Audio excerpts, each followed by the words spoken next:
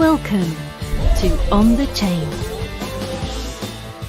We have James filing over here. I'm going to go ahead and show this here. Let's take a look. James Filan put this up. He said the SEC v. Ripple, or I should say the SEC's request for an extension of time was granted.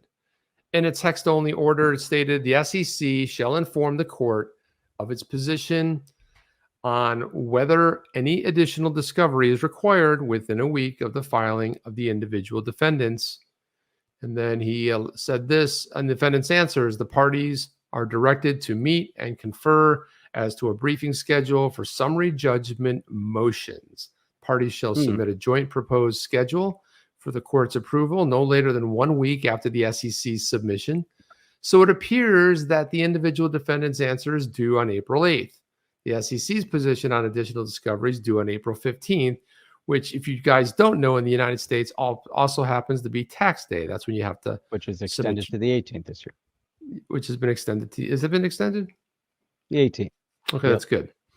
And the joint proposal scheduled order due April 22nd. The filing of the individual defendant's answer is the triggering event. When the answer is filed, even before April 8th, the date the answer is filed starts the 2-week clock running for the filing of the SEC position on discovery, and then the joint proposed scheduling order. And also delay. Yeah, and also I know that James Filan said too that he said he wouldn't be surprised if it was filed before April 8th. Yep. Which means the 2-week clock. So we'll see what happens there. So pull that up. We got to read through the commentary. The commentary is brilliant. Yeah. As we go through it, it's actually really, pretty good. So dictator, know-it-all. She's ensuring they can't go to court again if they lose. That's absolutely right. He's got it right. Yep. That's right, because they were granted every single time they made a request for an extension, they were granted it. So you don't want to go to an appellate court, because the appellate court would be like, well, was it really fair? I mean, they asked for this extension, they asked for this, and you didn't grant it to them. They could say stuff like that. So that's exactly what she's doing. There you go. The extensions don't negate their right to appeal. Dictator know-it-all says apparently it does. No judge in the right mind would take the case after seeing how many chances the SEC. Now, Jeff, I don't know if you're aware of this, but something else and I was trying to find the exact docs, but I did read a story the other day. Judge Torres is also the same judge that is working on the Private Veritas case and made a really phenomenal ruling in favor of Project Veritas. And again, had to do with free speech, so really along the lines, constitutional type stuff. And so it kind of gives you a little bit of an idea of Judge Torres and who she is as a judge. DJ Peter Voss says, I don't understand why they keep getting extensions when the SEC started this mess in the first place. And then that's a good point, because we got Ted's life. Why would the judge grant the delay? Appellate courts. That's why. The SEC boys are packing their bags and getting ready to flee the country. Trust me on this one. Devon, the SEC are the ones making the case. You'd have thought they'd be ready. But they don't have the goods. They got nothing. They don't have it. They can only extend. They're hoping that maybe Congress, by some miracle of fate, comes through with something that gets them off the hook. And that's what's great about the commentary here. So look at this. No shit. It was the other way around. They wouldn't be having it. That's how you know the case is fake. They aren't ready for the new system yet, and this nonsense will continue until they are. But here you go. Let's just ask for a 5-year extension. Why not? Granted. Can I understand how the court it could be? No, the judge has it right. And I think, listen, Lionel has it right here. It's exactly right.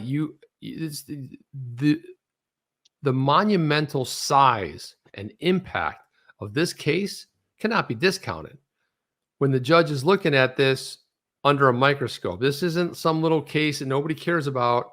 If there are 66,000 XRP holders on the amicus that joined Johnny Deaton's amicus, that there's a lot going on here. And the fact is that it's been going around all kinds of different media outlets. In the beginning, it was like, oh, XRP holders are concerned. Now that's expanded to almost everybody, Jeff. We're all interested in what happens here. Yeah. So there was, in those tweets, there was some interesting commentary on the SEC dragging their feet until there's an outcome on the library case. So at that point, then the SEC is going to bring up whatever the decision is on library and bring it up in the case against Ripple. Maybe, but I think that's insignificant. I'm just saying that was additional commentary. I think this all boils down to money from K-HUD. Boils down to money. Always is. Follow the money. You can always find out what's behind every action. Politician did something, follow the money. You know, a company did something, follow the money. It's always going to be the answer every single time. But like Pfizer, why not just ask for a 75-year extension? They did, Jeff, and the judge said, hell no. The judge said, no, you're going to release it in the next 7 months. So now that it's coming. Gary was probably sitting there salivating. He goes, if Pfizer gets away with this, we're going to ask now. We're going to ask for 100 years. No, I'm not a math genius, but when you go from 75 years down to 7 months, all of a sudden it ended. Isn't that weird how it all just ended? It's gone. Nobody cares about it anymore. That's weird. And then all of a sudden, those details start hitting the ground. It's rough, Jeff. It's pretty rough. Coming out. Frank XRP, you don't bring a case and then make a case. You have a case made and then bring it. This is all garbage. But Frank, that's exactly why they got nothing. Nothing. And now they're trying to build their case. If you had the goods and you knew you had the upper hand, would you be asking for delays? What discovery? They've been doing discovery for the last couple of years. What discovery did they need? So look, we got Jeremy Hogan says what. So he's commenting on the order that the filing was talking about, the granted. And Jeremy Hogan, another phenomenal attorney, says what I like about this order, Judge Netburn ties the deadlines to how quickly Garlinghouse and Larson file their answers. The sooner they're filed, the sooner the 1 week clock starts. Also, she ordered a summary judgment briefing schedule, which hadn't been ordered previously. How about that, Jeff? Interesting. And then V dissection here. There's so much information. There's a lot going on here. This is why it was like just putting. I mean, and there's so much more, but this is just the stuff that we kind of chose for this to talk about tonight. And then V at Victor Victory 75 says the end is in sight, right? Does your initial prediction for all this to be over by latest in September still stand?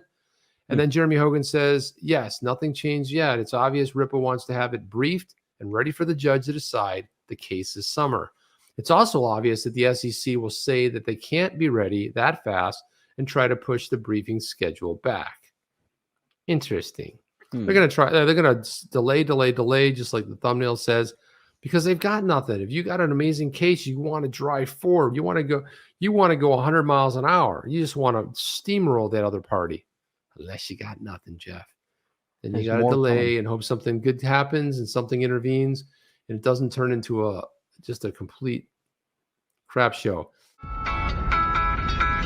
Are you down with OTC? Please like, subscribe, and click the bell to be notified when the next video drops.